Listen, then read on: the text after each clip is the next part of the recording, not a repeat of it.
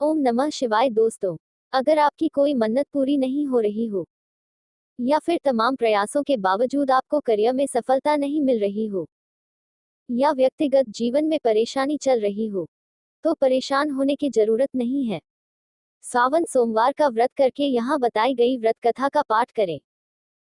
मान्यता है कि सावन सोमवार के दिन अगर व्रत रखकर इस कथा का पाठ किया जाए तो जातकों की मनचाही मुराद पूरी हो जाती है। व्रत कथा। इसी गांव में एक साहूकार था जो भगवान शिव का अनन्य भक्त था।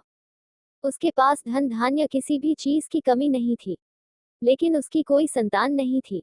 वह इसी कामना को लेकर रोज शिवजी के मंदिर जाकर दीपक जलाता था। उसके इस भक्तिभाव को देखकर एक दिन माता पार्वती ने शिवजी से कहा, प्रभु यह साहूकार आपका परम भक्त है, इसको किसी बात का कष्ट है तो आपको उसे अवश्य दूर करना चाहिए। शिवजी बोले, हे पार्वती, इस साहूकार के पास पुत्र नहीं है, यह इसी से दुखी रहता है।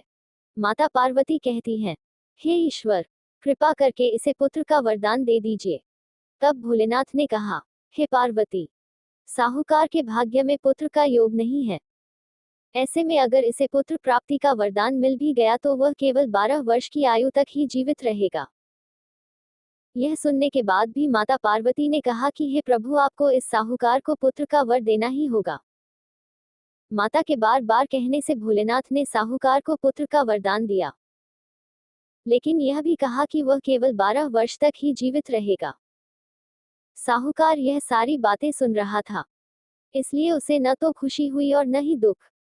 वह पहले की ही तरह भोलेनाथ की पूजा अर्चना करता रहा।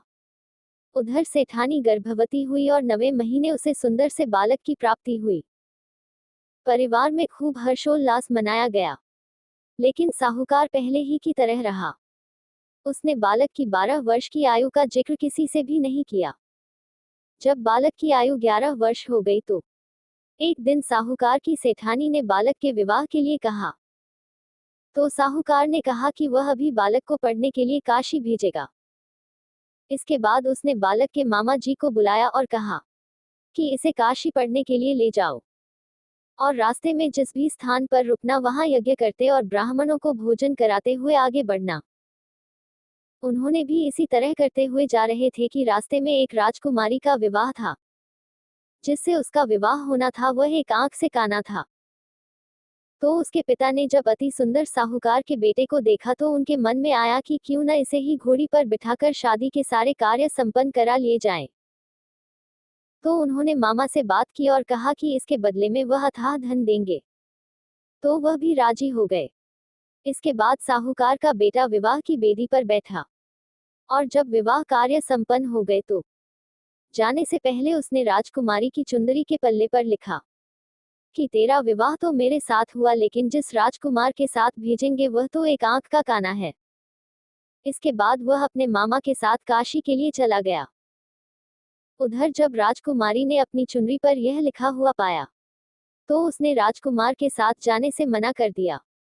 तो राजा ने भी अपनी पुत्री को बारात के साथ विदा नहीं किया। बारात वापस लौट गई। उधर मामा और भांजे काशी जी पहुंच गए थे। एक दिन जब मामा ने यज्ञ रचा रखा था और भांजा बहुत देर तक बाहर नहीं आया तो मामा ने अंदर जाकर देखा तो भांजे के प्राण निकल चुके थे। वह बहुत परेशान हुए, लेकिन सोचा कि अभी रोना पीटना मचाया तो ब्राह्मण चले जाएंगे और यज्ञ का कार्य अधूरा रह जाएगा। जब यज्ञ संपन्न हुआ तो मामा ने रोना पीटना शुरू किया। उसी समय शिव पार्वती उधर से जा रहे थे। तो माता पार्वती ने शिवजी से पूछा, हे प्रभु, ये कौन रो रहा है? तभी उन्हें पता चलता है कि यह तो भोलेनाथ के आशीर्वाद से जन्मा साहूकार का पुत्र है। तब माता पार्वती कहती हैं कि हे स्वामी, इसे जीवित कर दे, अन्यथा रोते रोते इसके माता पिता के प्राण निकल जाएंगे। तब भोलेनाथ ने कहा, हे पार्वती, इसकी आयु इतनी ही थी सो वह भोग चुका।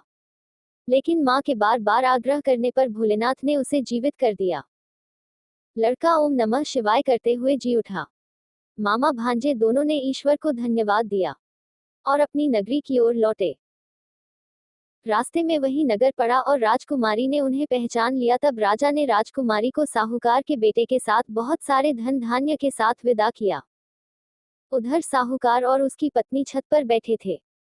उन्होंने यह प्रण कर रखा था कि यदि उनका पुत्र सकुशल न लौटा तो वह छत से कूदकर अपने प्राण त्याग देंगे। तभी लड़के के मामा ने आकर साहूकार के बेटे और बहू के आने का समाचार सुनाया, लेकिन वे नहीं माने।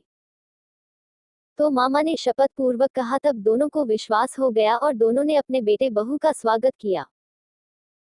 उसी रात साहूकार को स्वप्न में शिवजी ने दर्शन दिया और कहा कि तुम्हारे पूजन से मैं प्रसन्न हुआ। इसी प्रकार जो भी व्यक्ति इस कथा को पढ़ेगा या सुनेगा उसके समस्त दुख दूर हो जाएंगे और मनोवांछित सभी कामनाओं की पूर्ति होगी।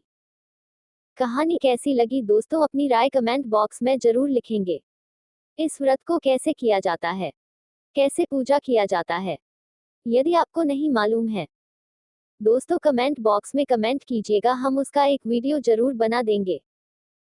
मैं आप लोगों के लिए इतनी मेहनत कर रही हूँ दोस्तों, तो लाइक और सब्सक्राइब तो बनता है, तो जल्दी से वीडियो को लाइक कर दीजिए, चैनल को सब्सक्राइब कर दीजिए। नमः शिवाय दोस्तों, वीडियो पर समय देने के लिए धन्यवाद।